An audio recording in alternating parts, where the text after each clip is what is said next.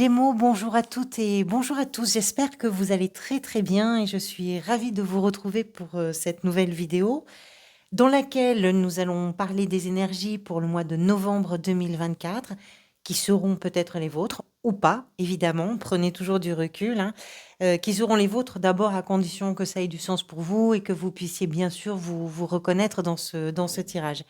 Merci à chacun et à chacune d'entre vous pour votre présence, pour votre bienveillance, pour vos soutiens. Merci infiniment.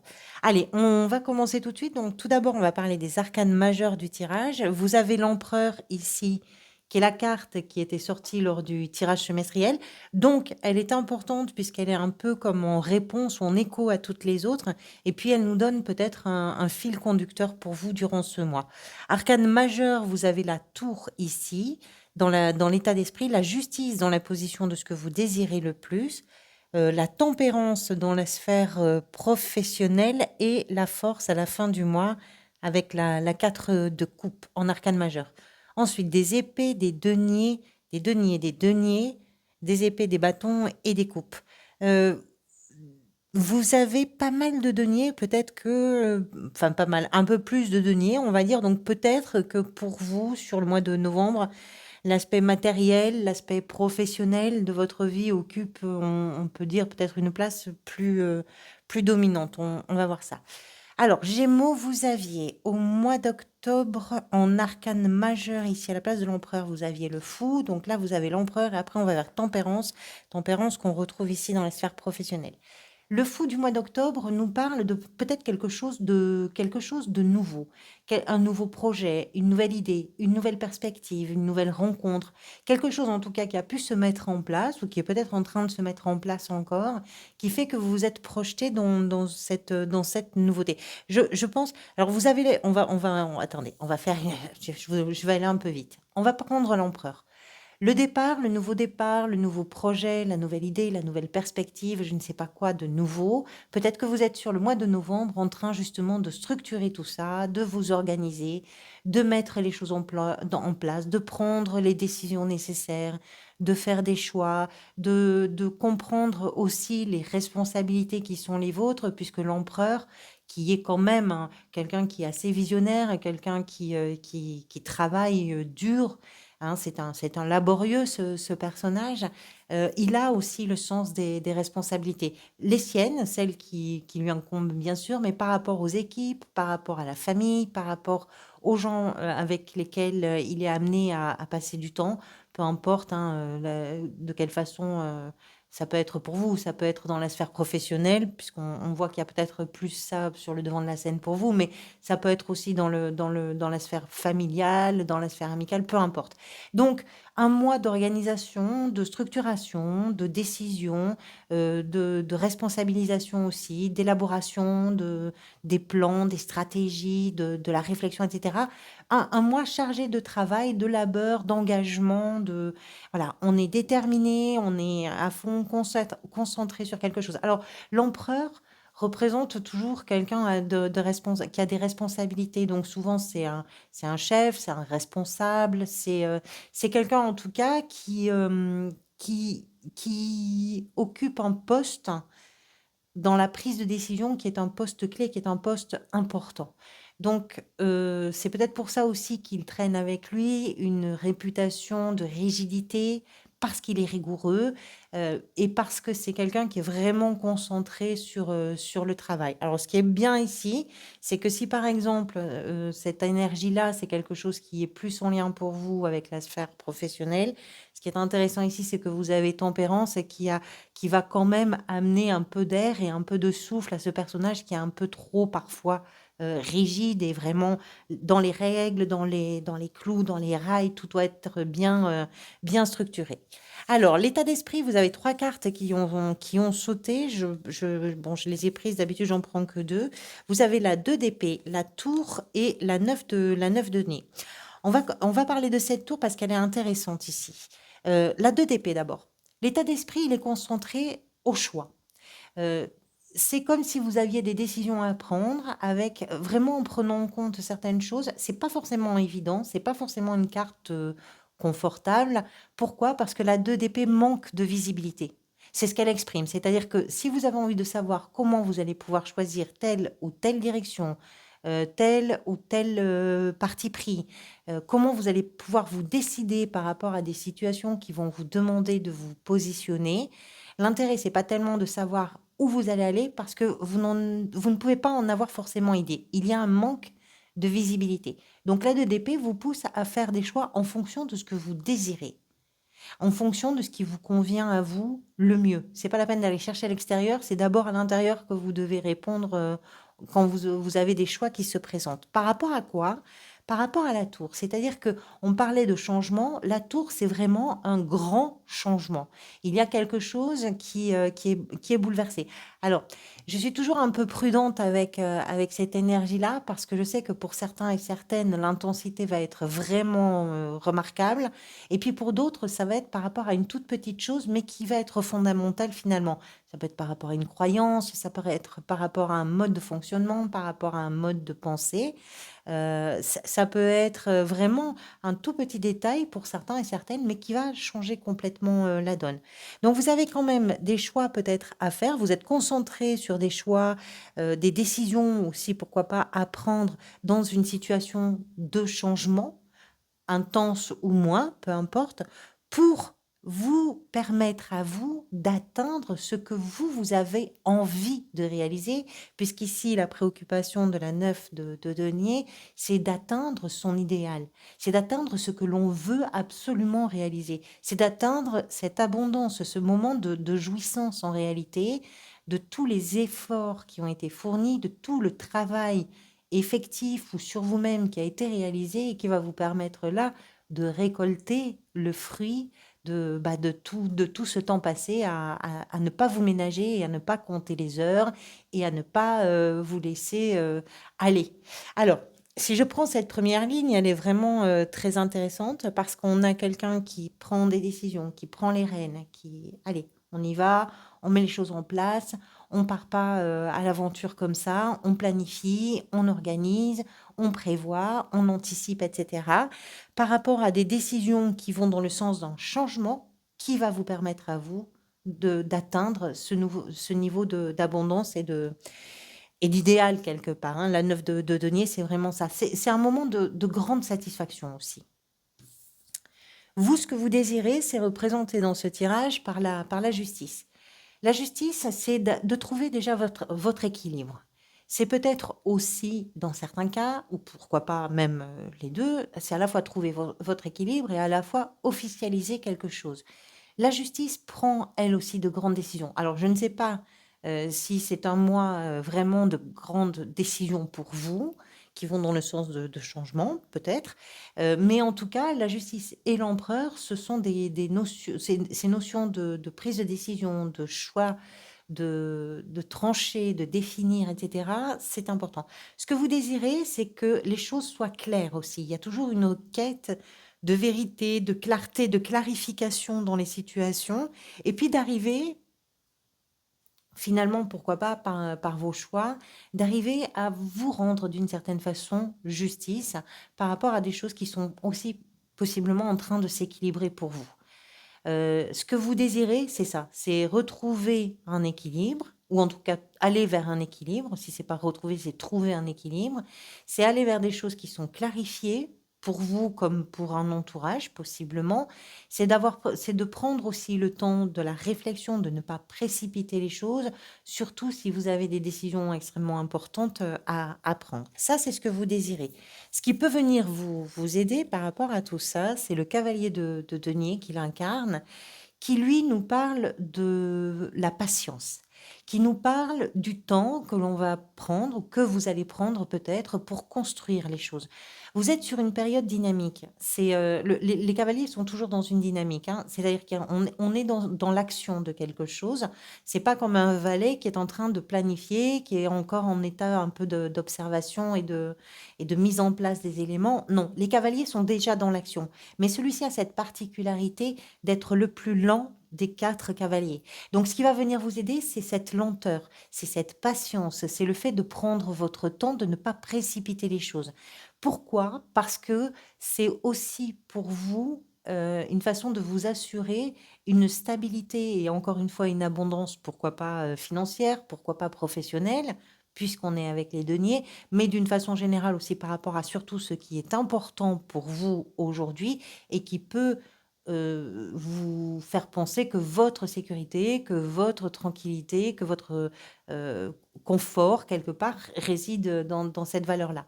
Donc c'est l'idée de faire les choses, sans précipitation parce que chaque pas est une étape importante, nécessaire et non négligeable quelque part. Vous avez peut-être conscience que si vous prenez correctement le temps de vivre ou de faire chaque chose en son temps, de ne pas sauter une étape dans le processus, qui est le vôtre, vous avez peut-être conscience que c'est aussi une façon de vous garantir et de vous assurer, la solidité de ce que vous êtes en train de construire.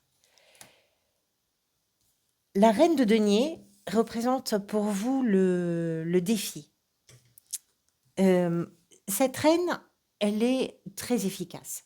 C'est quelqu'un qui sait trouver les solutions. C'est quelqu'un qui veille vraiment à ce que la situation soit confortable et satisfaisante pour elle, pour les gens qui sont autour d'elle.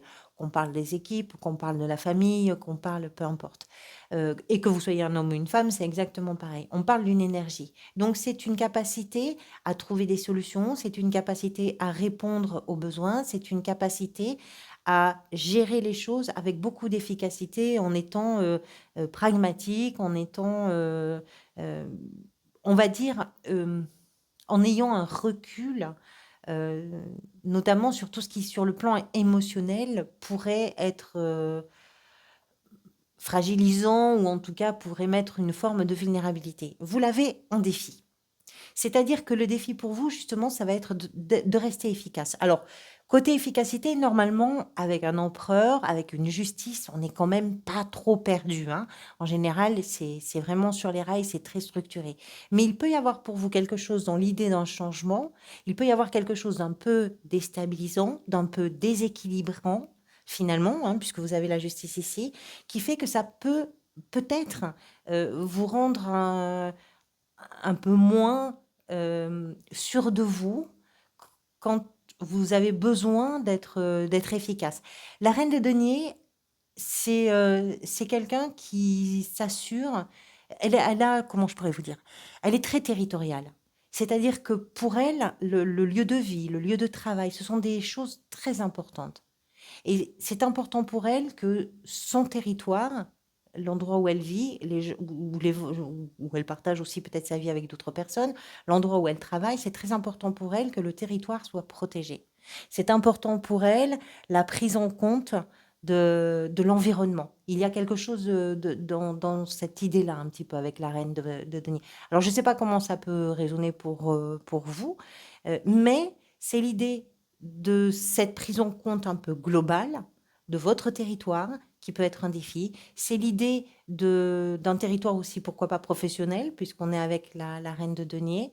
L'idée d'un territoire et puis de garder toute votre capacité d'efficacité à répondre aux situations qui se présentent.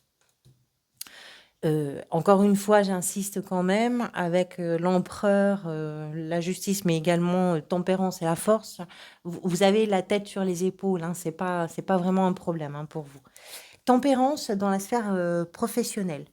Si on parle de changement, par exemple, professionnellement, tempérance nous explique que tout se passe bien. Vous avez une façon d'aborder les choses qui, heu, qui permet d'avoir, les événements qui se déroulent avec beaucoup de fluidité, de façon assez tranquille. Vous êtes capable, alors là, pour le coup, c'est pas du tout un défi, hein, c'est vraiment d'être capable de vous adapter, vous êtes capable de faire face s'il y a des coups d'accélérateur ou s'il y a des ralentissements, s'il y a des choses qui se présentent, qui mettent un peu en tension, vous êtes capable d'apaiser, vous êtes capable de mener un peu plus, le rythme si c'est nécessaire. Vraiment, tempérance, c'est ça. C'est de savoir s'adapter à toutes les situations qui se présentent pour permettre que les choses se déroulent de la meilleure façon possible, de la façon en tout cas la plus fluide, la plus harmonieuse, la plus sereine, la moins stressante finalement. Donc c'est une carte assez, assez positive, hein, puisque quand on arrive à s'adapter à ce qui se passe, alors ça peut être évidemment dans un contexte où vous êtes dans une activité, ça peut être aussi par rapport à une recherche d'activité ou à une gestion du quotidien, où vous prenez les choses au moment où elles arrivent et vous vous adaptez en fonction de ce qui se présente. Donc il y a vraiment chez vous une gestion, là pour le coup, extrêmement efficace de ce qui se passe dans la sphère professionnelle. Et c'est assez, c'est une carte assez positive en ce sens qu'elle amène beaucoup de elle est rassurante quelque part, si vous voulez, cette énergie-là.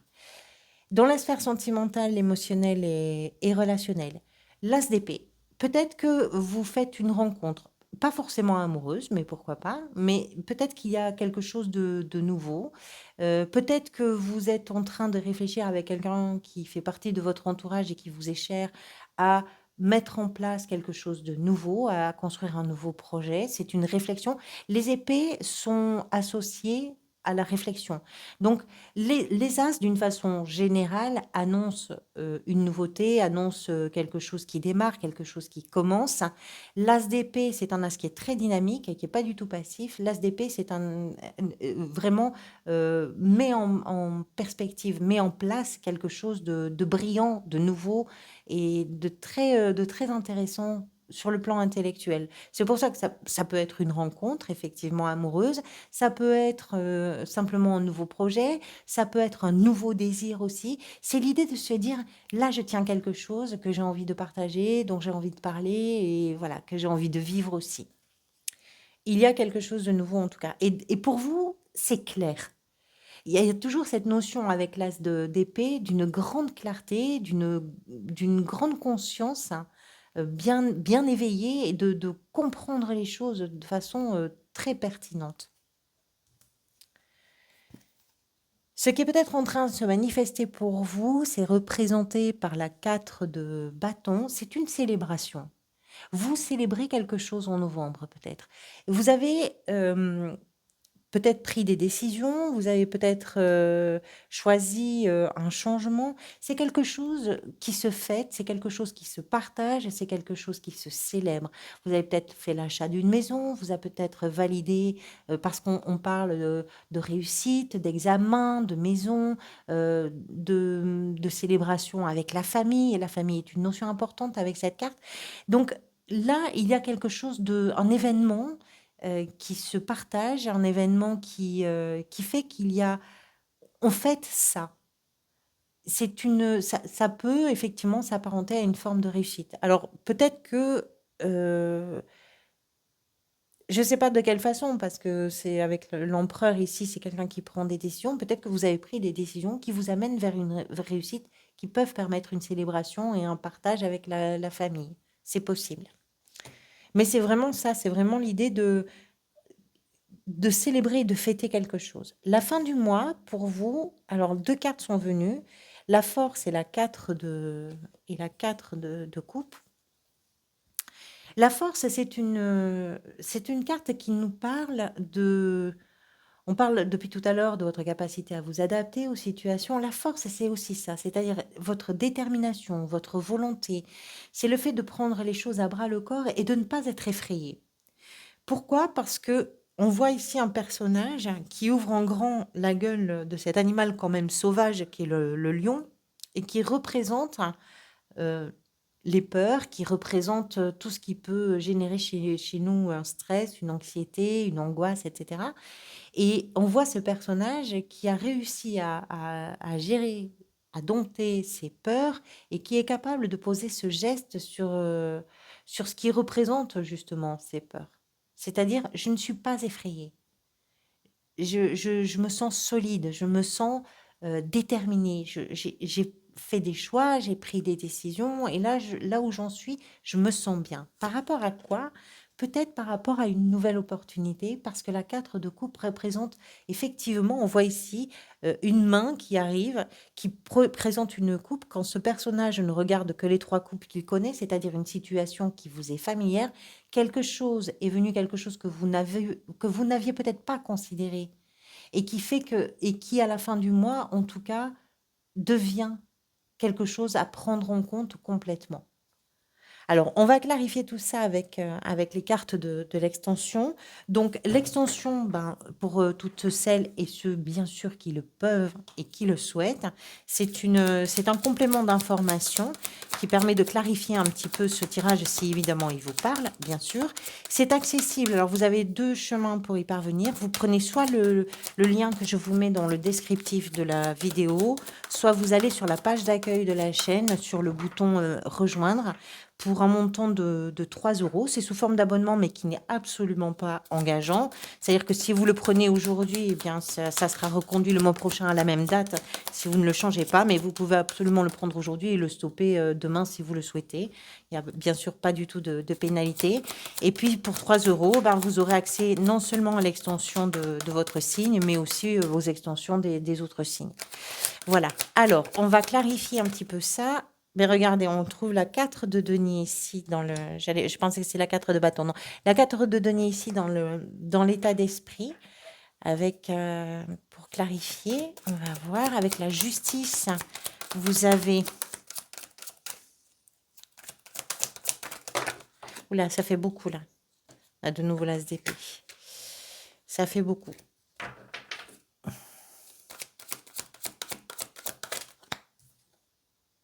L'empereur qui ressort. C'est pas banal. C'est dans la position de ce que vous désirez, hein. Non seulement c'est votre énergie dominante, mais on le retrouve dans la position de ce que vous désirez. Il y a quelque chose là qui fait que vous prenez vraiment les rênes, vous prenez vraiment la tête de quelque chose. L'impératrice ici, dans ce qui va venir vous aider. Le territoire est important. Encore une fois, j'insiste, avec l'impératrice, le territoire peut-être professionnel est important. Peut-être que vous changez de lieu, hein, c'est possible. La lune, ici, dans le défi, ça peut... C'est très étonnant parce que vous avez des cartes avec 2 fois l'empereur où on sent que c'est bien carré, que c'est vraiment calé. Et à côté de ça, ça peut déclencher chez vous des...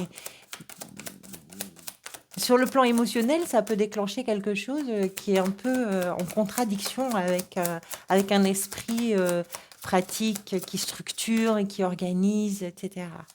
Allez, dans la sphère professionnelle, vous avez, avec la tempérance, vous avez la 6 de coupe.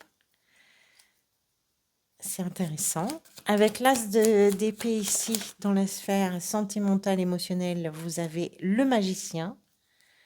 C'est très intéressant. Avec la 4 de bâton, dans ce qui est peut-être en train de se manifester pour vous au mois de novembre.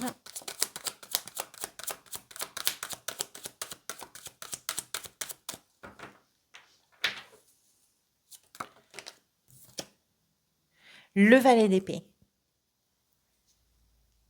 Vous célébrez quelque chose peut-être qui vous amène à vous former d'une certaine façon. Vous allez chercher des réponses. Dans la position de ce qui est peut-être en train de se manifester pour vous, non, pas du tout, à la fin du mois, la roue de fortune. Donc, il y a vraiment du changement qui est en cours pour vous en novembre. Et ici, on retrouve la 9 de denier, la même que là-bas. Allez, merci à chacun et chacune d'entre vous. De tout mon cœur, prenez soin de vous. J'ai fait les vidéos un petit peu plus tard ce mois-ci. Je me rattraperai le mois prochain en vous les proposant un petit peu tôt. Mais là, c'était un peu compliqué pour moi. Merci pour tout. Je vous dis à très bientôt et puis à tout de suite pour celles et ceux qui me rejoignent sur l'extension.